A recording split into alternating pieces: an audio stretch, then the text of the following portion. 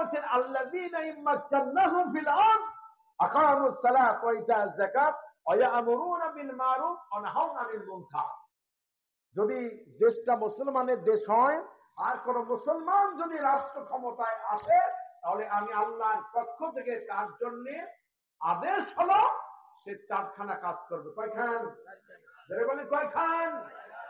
ক্ষমতায় সেই নামাজ কায়েম করবে, 2 নাম্বার যাকাত ভিত্তিক অর্থনীতি প্রতিষ্ঠিত করবে, 3 নাম্বার সৎ কাজের আদেশ দিবে এবং অসৎ কাজ থেকে মানুষকে বিরত রাখবে।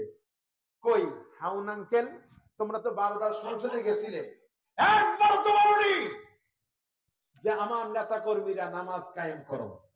কি বলেছে? বরং এরা এই বিদায়ী স্বৈরাচারদেরকে সমর্থন দিয়েছে, নিজেরাও সংসদে গিয়েছে। কথা বলে ঠিক কিনা?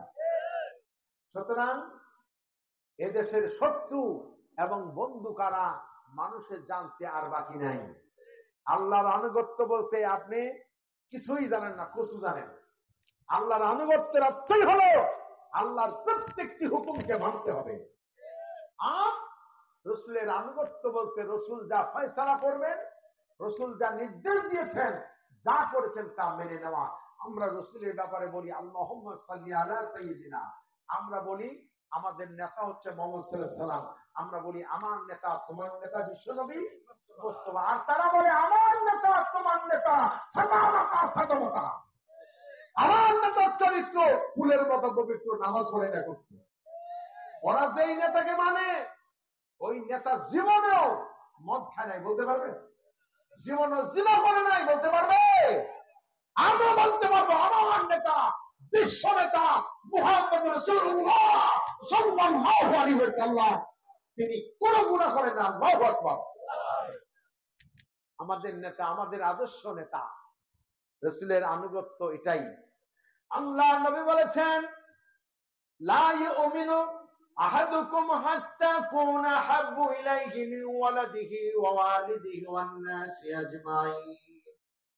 তোমরা পরিপূর্ণ মুমিন ততক্ষণ পর্যন্ত হতে পারবে না যতক্ষণ না আমি তোমাদের পিতামাতা এবং তোমাদের সমস্ত মানুষের চাইতে অধিক ভালোবাসার ব্যক্তি না হব। সুবহানাল্লাহ। এই জন্য সবচেয়ে ভালোবাসবো আমরা কাকে বলেন? বিশ্ব নবীকে। জোরে বলেন কাকে?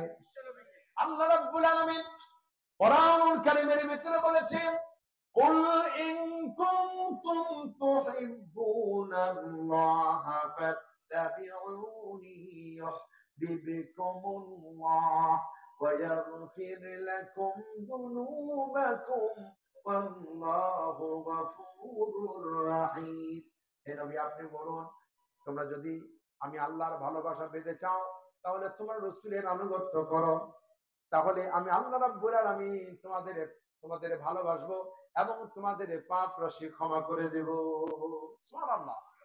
এই জন্য আমাদের কাজী নজরুল, আমাদের প্রিয় কবি, কি সুন্দর করে বলেছেন, আল্লাহকে যে পাইতে চায় হযরতকে ভালোবেসে, আল্লাহকে যে পাইতে চায়, ঠিক কিনা?